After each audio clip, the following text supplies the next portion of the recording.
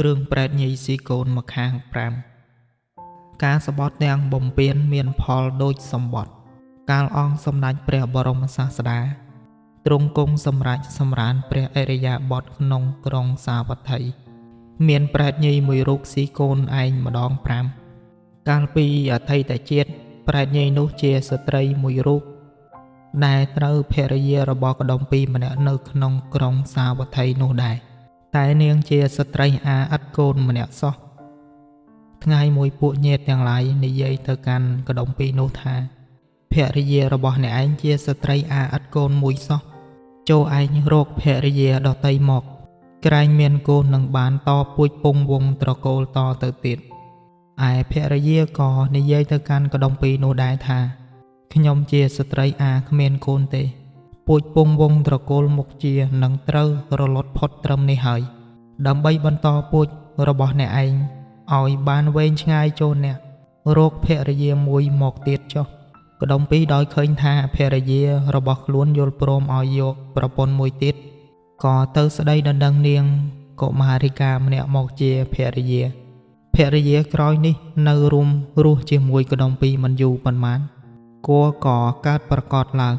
ឯស្ត្រីបានឃើញនាងកុមារិកានោះមានគួរដូច្នោះបែរជាគិតថានាងនេះមានកូនអំណះទៅនឹងត្រូវបានជាមេផ្ទះជាធំត្រួតត្រាលើអញពុំខានធម្មតាមនុស្សដែលនៅក្រោមអំណាចអ្នកដតីពុំដែលសប្បាយចិត្តក្នុងកាលណាម្ដងឡើយបើដូច្នេះគួរអញធ្វើឧបាយណាមួយដើម្បីពន្លួតគួរនាងនេះចេញគិតហើយនាងក៏បានជួលបរពាជុម្នាក់ដែលប៉ិនប្រសពខាងសំថ្នាំសម្រាប់ពន្លួតគួរលុះបរពាជុផ្សំថ្នាំរួចយកមកឲ្យនាងបានផ្ដាំថាចូលនាងយកថ្នាំនេះដាក់លាយនឹងបាយឲ្យស៊ី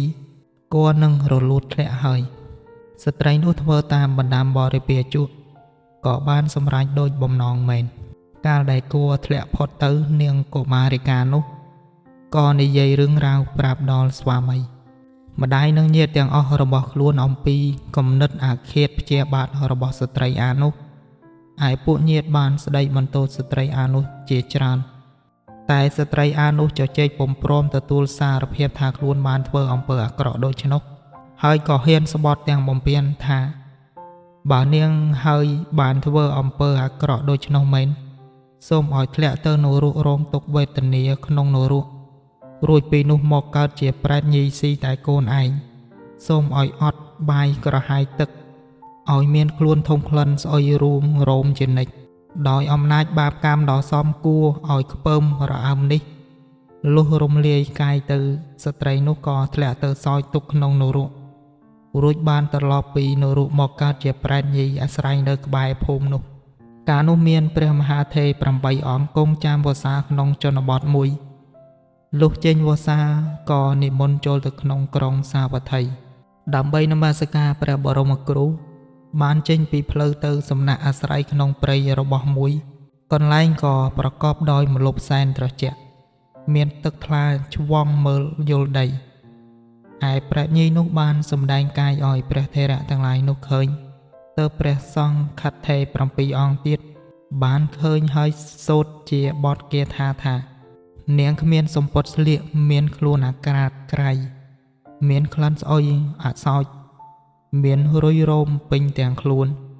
មកនៅអាស្រ័យក្នុងព្រៃនេះព្រោះធ្វើកម្មដូចម្ដេចនាងប្រែតនោះតបនឹងថេរដីការបស់ព្រះសង្ឃថេរអំពីអំពើអាក្រក់លាមមួកដែលខ្លួនបានធ្វើដោយបញ្ជាក់ថាខ្ញុំធ្លាក់ទៅសោយទុក្ខក្នុងនរករួចបានមកកើតក្នុងប្រែតក្នុងទីនេះក្នុងវេលាព្រឹកខ្ញុំរលូតកូន5មកហើយខ្ញុំស៊ីអស់ទៅវេលារសៀលរលូតកូន5ទៀតស៊ីអស់ទៀតទៅទុកជាខ្ញុំស៊ីដូច្នេះក៏នៅតែពុំអាចចំអែតផ្ទៃខ្ញុំម្ចាស់បានក្នុងចិត្តខ្ញុំម្ចាស់មានសេចក្តីស្រេកឃ្លានក្តៅក្រហល់ក្រហាយ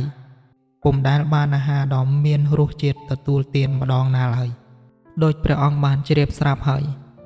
ខ្លួនខ្ញុំធំក្លិនអសោចមានរុយរោមពេញទាំងខ្លួនព្រះថេរៈបណ្ដឹងសួរទៀតថានាងធ្វើកម្មដូចម្ដេចបានជាត្រឡប់ស៊ីកូនឯងវិញ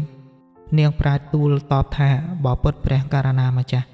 កាលពីអតីតជាតិខ្ញុំម្ចាស់នេះជាស្ត្រី រួមស្វាមីជាមួយនាងកុមារិកាម្នាក់ជាប្រពន្ធចុង